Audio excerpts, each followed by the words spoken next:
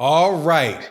Lennox Lewis says that Anthony Joshua is going to get beat by Andy Ruiz again if he doesn't fix this.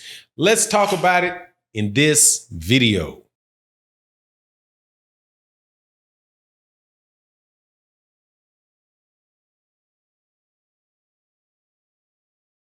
All right, welcome back to the channel, subscribers. If you are not subscribed, please subscribe and hit the bell icon so you can be notified when we release more videos. Also, thank you so much to everybody that supports the channel on the Patreon channel for Non's Business and Politics. And also, thank you to everybody that supports in the live streams. You guys really make the channel go around, man. Make it work with your super chats. Obviously the Patreons, the Cash App, all that good old stuff. I want to thank you guys very, very, very much for what you do, man. We're going to say what's up to Sugar Fantastic in this building, who comes in on the regular. Thank you very, very much. All right, let's get into this. All right, after the fight that took place this weekend between Adam Kornacki and Chris Arreola, there was an interview that was given by Lennox Lewis. This is on Fight Hype. You can check them. You can actually check out the interview on Fight Hype.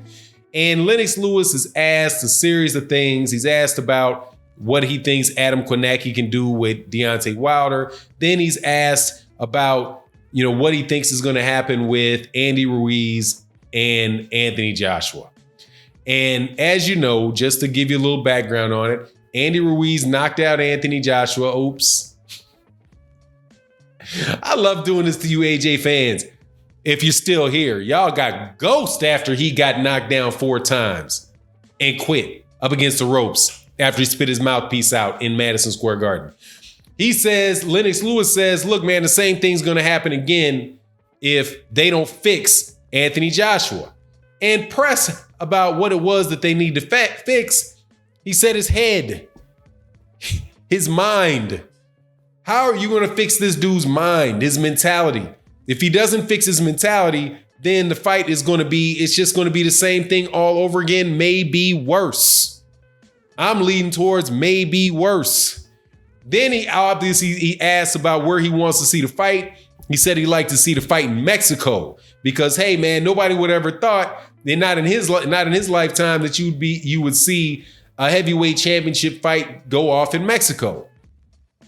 I will be absolutely positively shocked if that fight happens in Mexico. Get out of here.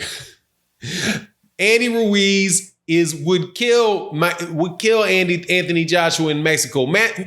Anthony Joshua mind would freak out. He freaked out in front of 16,000 people or whatever, 17,000 people in Madison Square Garden.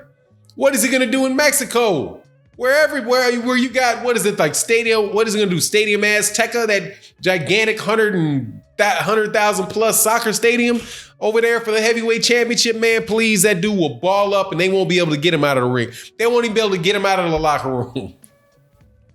AJ wants to be where his fans love him, where he can get the energy from 80,000 people cheering or 90,000 people cheering for him, tell him that he's good. AJ needs 90,000 people to tell him with their applause and with their Sweet Caroline songs how much they love him. And then he can feel loved, he can feel appreciated, and he can get in there and fight and lose to Andy Ruiz. Look, man, I read an article where Anthony Joshua was interviewed about where he thinks this fight is going to take place. Because as you know, Andy Ruiz said he's not going to the UK. And Eddie Hearn is speaking for Anthony Joshua, saying that the fight's not going to happen in the US and maybe they'll find somewhere where it's a neutral venue.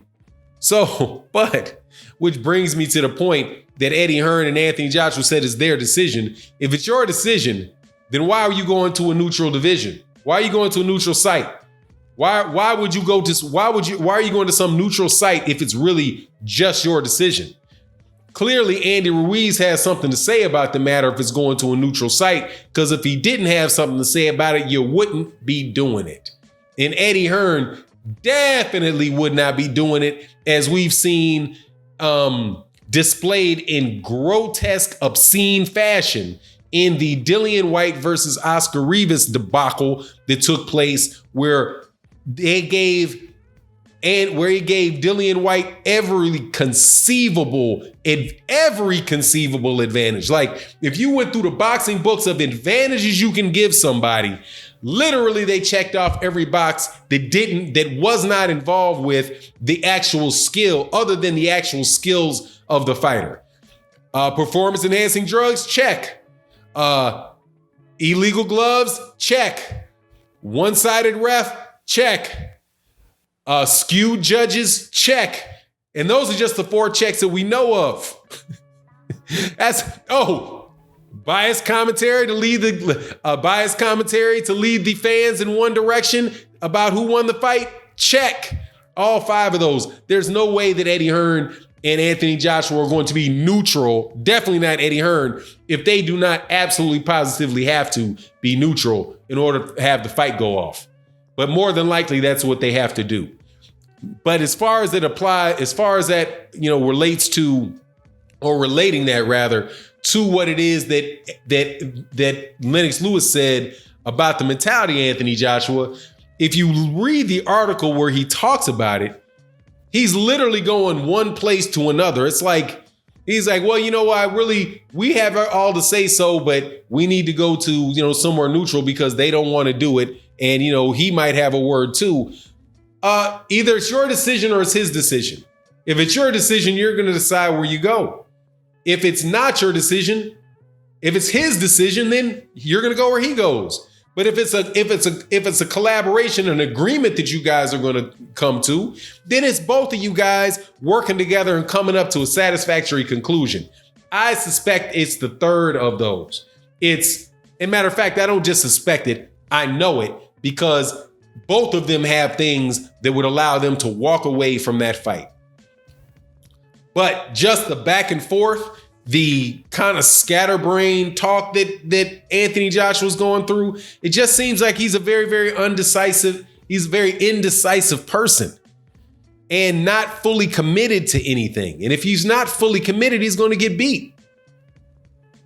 If he's not committed if he's not committed to where the fight's going to happen, and if he can't commit and he's wishy-washy about that, hey man, hopefully for his sake that wishy-washy and non-committal stuff doesn't transition into the ring. But I believe that it already has, which is why he lost the first fight. Fighting in the style of fight that he fought. Trying to make adjustments, trying to change his style like he's still growing and he's learning. And dude, you cannot fight. Why would you fight on the back foot with Andy Ruiz? You're the bigger, you're the stronger guy. Move in, enforce your will on a little guy, beat the little guy up. But he's out there trying to be Muhammad Ali. But, and he can't be because he's not that athletic. And he also doesn't have that type of chin. So when he gets touched, he goes night-night. He's also not, from what I've seen, made any changes to his team. He's still got the same snake promoter. You knew that wasn't going to go anywhere. He's still got the same trainer who is probably going to be telling him the same thing. I'm interested to know if he's still training out there with the UK amateur team. It seemed as if he wanted to make a change, or they were considering making a change in training when he reached out to the guy in a guy in California. I can't remember his name.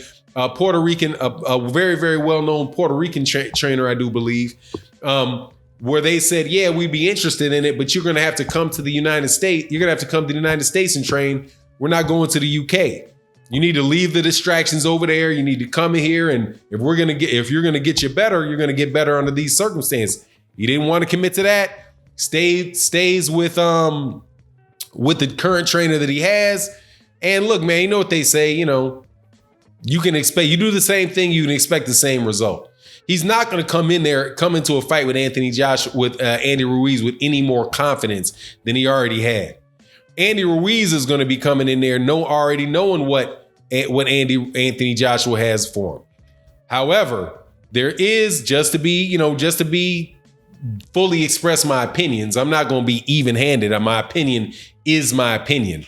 not going to just make up something that sounds good for Anthony Joshua just because, well, I said a lot of things that were, that you might not, that Anthony Joshua fans might not like. So let me say something that he likes. I'm saying this because I really do believe it's the truth.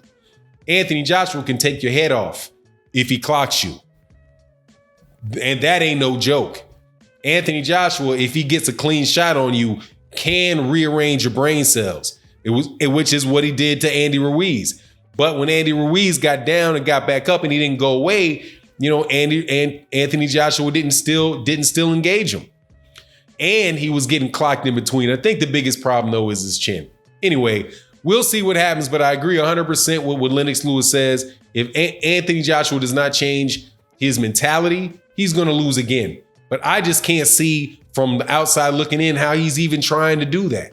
So definitely by not taking another fight in between, it's high risk for him, man. Anyway, it is what it is. Let me know what you think in the comment section. And with that, I'm out. Peace.